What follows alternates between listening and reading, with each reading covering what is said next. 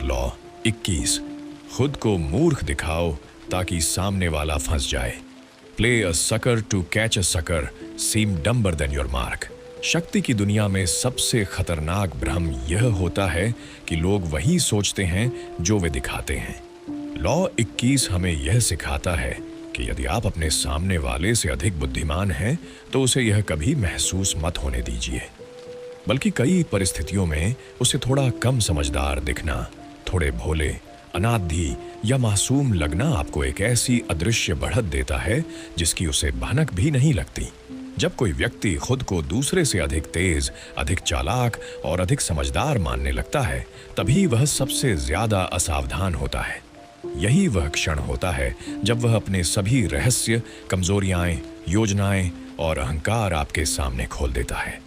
यह कानून सिखाता है कि सामने वाले के घमंड को हथियार बनाकर कैसे उसे स्वयं ही अपने जाल में फंसाया जाए। इस कानून का मूल मनोविज्ञान यह है कि मानव स्वभाव अपनी श्रेष्ठता को साबित करना चाहता है। जब किसी व्यक्ति को यह विश्वास दिला दिया जाता है कि वह आपसे अधिक बुद्धिमान है, तो उसका सतर्क मस्तिष्क ढीला पड़ीडीडीएच जाता है। वह आपकी हर बात को हल्के में लेने लगता है, आपके शब्दों में छिपे संकेतों को अनदेखा करता है और अपनी रक्षा की दीवारें स्वयं गिरा देता है। यही कारण है कि जो लोग हर समय अपनी बुद्धिमत्ता, चतुराई और ज्ञान का प्रदर्शन करते रहते हैं, वे स्वयं को सबसे अधिक खतरे में डाल देते हैं, क्योंकि वे दूसरों को सावधान कर देते हैं। इसके विपरीत जो व्यक्ति शांत, साधारण और कभी-कभी मूर्ख दिखाई देता है, वही वास्तव में सबसे ज्यादा खतरनाक होता है। इस कानून का एक प्रसिद्ध ऐतिहासिक उदाहरण ऑटो वॉन बिस्मार्क से जुड़ा है। बिस्मार्क जर्मनी के एकीकरण के प्रमुख वास्तुकार थे और उनकी राजनीतिक चालें अत्यंत जटिल और घातक थीं। एक बार वह एक उच्च समाज के भोज में एक रूसी राजनयिक के साथ ताश खेल रहे थे। बिस्मार्क ने जानबूझकर शुरुआत में कमजोर चालें चलीं, गलत निर्णय लिए और खुद को एक साधारण औसत खिलाड़ी के रूप में प्रस्तुत किया। रूसी राजनयिक को यह भ्रम हो गया कि वह बिस्मार्क से कहीं अधिक तेज है। खेल के साथ साथ उसकी सतर्कता कम होती गई, उसका घमंड बढ़ता गया और उसने बड़ी रकम दांव पर लगानी शुरू कर दी। जैसे ही निर्णायक क्षण आया, बिस्मार्क की असली प्रतिभा सामने आई और उसने कुछ ही चालों में पूरा खेल पलट दिया। रूसी राजनयिक लगभग सब कुछ हार गया। इस घटना का असली अर्थ केवल ताश जीतना नहीं था, बल्कि यह दिखाना था कि कैसे किसी को पहले खुद से श्रेष्ठ महसूस कराकर उसकी सभी सुरक्षा परतें हटाई जा सकती हैं। लॉ 21 का दूसरा महत्वपूर्ण उदाहरण यूरोप के राज दरबारों की कूटनीति से आता है, जहां अत्यंत बुद्धिमान नेता अक्सर खुद को भोला और कम समझदार दिखाया करते थे। फ्रांस, ऑस्ट्रिया और प्रशिया के बीच जब सत्ता संतुलन की जटिल चालें चल रही थीं, तब कई बार वार्ताकार जानबूझकर खुद को अनभिज्ञ दर्शाते थे ताकि सामने वाला अपनी रणनीतियां स्वयं उजागर कर दे। जब कोई राजनयिक यह सोचता था कि वह सामने बैठे व्यक्ति से अधिक समझदार है, तभी वह जरूरत से ज्यादा बोलता था, जरूरत से ज्यादा दावा करता था और अपनी असली स्थिति को कमजोर कर देता था। इस प्रकार कम समझदार दिखना वास्तव में एक उच्च स्तरीय मानसिक युद्ध था। इस कानून का एक और गहरा उदाहरण यहूदियों के प्रसिद्ध बैंकिंग परिवार रोथस्चाइल्ड से जुड़ा है। शुरुआती दौर में जब यह परिवार यूरोप के बड़े आर्थिक खेल में प्रवेश कर रहा था, तब उन्होंने स्वयं को पुराने कुलीन परिवारों के सामने साधारण व्यापारी के रूप में प्रस्तुत किया। वे जानबूझकर अपने असली नेटवर्क, अपनी सूचना शक्ति और अपने वित्तीय प्रभाव को छिपाए रखते थे। बड़े बैंकर्स और राजा उन्हें हल्के में लेते थे, उन्हें कम आंकते थे और अपने आर्थिक निर्णयों में उनके सामने खुलकर बातें करते थे। इसी दौरान रोथस्चाइल्ड परिवार धीरे धीरे पूरे यूरोप की वित्तीय नसों पर अपनी पकड़ डीडीएच मजबूत करता चला गया। जब तक लोगों को उनकी असली शक्ति का एहसास हुआ, तब तक बहुत देर हो चुकी थी। लॉ 21 यह स्पष्ट करता है कि जब आप स्वयं को अत्यधिक बुद्धिमान, ज्ञानी या चतुर प्रदर्शित करते हैं, तो आप दूसरों में ईर्ष्या, भय और प्रतिस्पर्धा की भावना जगा देते हैं। लोग आपकी हर गतिविधि पर निगरानी रखने लगते हैं, आपको चुनौती देने लगते हैं और आपको गिराने के अवसर खोजने लगते हैं।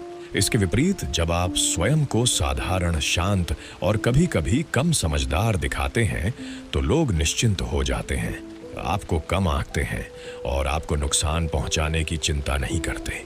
यह आपके लिए एक सुरक्षित पर्दा बन जाता है जिसके पीछे आप अपनी असली चालें बिना किसी बाधा के चल सकते हैं।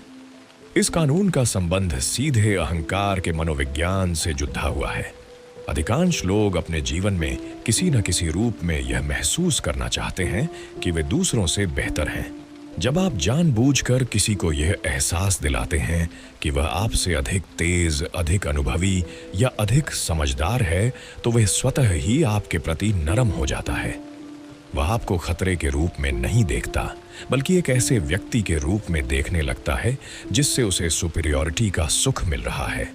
यही सुख धीरे धीरे उसकी बुद्धि को कुंद कर देता है और वह अपने ही अहंकार का शिकार बन जाता है। इतिहास में ऐसे असंख्य उदाहरण मिलते हैं जहां अत्यंत चतुर लोग भोलेपन का मुखौटा पहनकर सत्ता तक पहुंचे। दरबारों में कई सलाहकार ऐसे होते थे जो जानबूझकर खुद को दूसरे मंत्रियों से कम जानकार दिखाते थे ताकि वे ईर्ष्या का शिकार न बने। वे बैठक में बहुत कम बोलते थे, अपनी बात सीधे नहीं रखते थे और अक्सर दूसरों की बात से सहमत होते दिखाई देते थे। लेकिन पर्दे के पीछे वही व्यक्ति राजा के कान में सबसे निर्णायक और प्रभावशाली बातें डालता था। बाकी मंत्री अपनी ही बुद्धिमत्ता के भ्रम में उलझे रहते थे और असली शक्ति उस व्यक्ति के हाथ में सिमट जाती थी जो कम समझदार दिख रहा था। लॉ 21 यह भी सिखाता है कि यह रणनीति केवल ऊंची राजनीति या राजा महाराजाओं तक सीमित नहीं है, बल्कि साधारण जीवन में भी उतनी ही प्रभावी है। कार्यालयों में, व्यापार में, रिश्तों में और सामाजिक जीवन में यह देखा जाता है कि जो लोग हर समय अपनी समझदारी दिखाने की कोशिश करते हैं वे अक्सर दूसरों के निशाने पर आ जाते हैं। इसके विपरीत जो व्यक्ति शांत रहता है, दूसरों को चमकने देता है और स्वयं पीछे हटकर चलता है, वही अंततः सबसे मजबूत स्थिति बना लेता है। इस कानून का एक सूक्ष्म पहलू यह भी है कि मूर्ख दिखना और मूर्ख होना दो अलग अलग बातें हैं। यह कानून मूर्ख बनने की सलाह नहीं देता, बल्कि यह सिखाता है कि अपनी बुद्धिमत्ता को कब और कैसे छिपाना है। यह एक मानसिक कला है, न कि कमजोरी। इसमें व्यक्ति बाहर से शांत, भोला और कभी-कभी भ्रमित दिखता है, जबकि भीतर से वह पूरी स्थिति का अत्यंत गहराई से विश्लेषण कर रहा होता है। लॉ 21 का सबसे खतरनाक प्रयोग तब होता है जब आप सामने वाले को यह महसूस करा देते हैं कि वह आपको सिखा रहा है, मार्गदर्शन कर रहा है या आपसे ऊपर है। लोग जब शिक्षक की भूमिका में आ जाते हैं तो उनकी सतर्कता अत्यंत कम हो जाती है। वे यह भूल जाते हैं कि विद्यार्थी भी सीखते सीखते गुरु बन सकता है। यही कारण है कि कई राजनीतिक नेता और कारोबारी रणनीतिकार खुद को अनुभवहीन दिखाकर बड्ढे बड्ढे चालाक लोगों से अत्यंत मूल्यवान जानकारी निकलवा लेते हैं। इस कानून के साथ एक चेतावनी भी जुड़ी हुई है। यदि आप हर समय मूर्ख दिखने का नाटक करते रहेंगे तो एक समय बाद लोग सचमुच आपको मूर्ख समझने लगेंगे और आपकी वास्तविक क्षमता पर कभी विश्वास नहीं करेंगे। इसलिए यह रणनीति चयनित अवसरों पर सोच समझकर और सीमित मात्रा में प्रयोग की जाती है। यह एक अस्थायी मुखौटा है, स्थायी पहचान नहीं।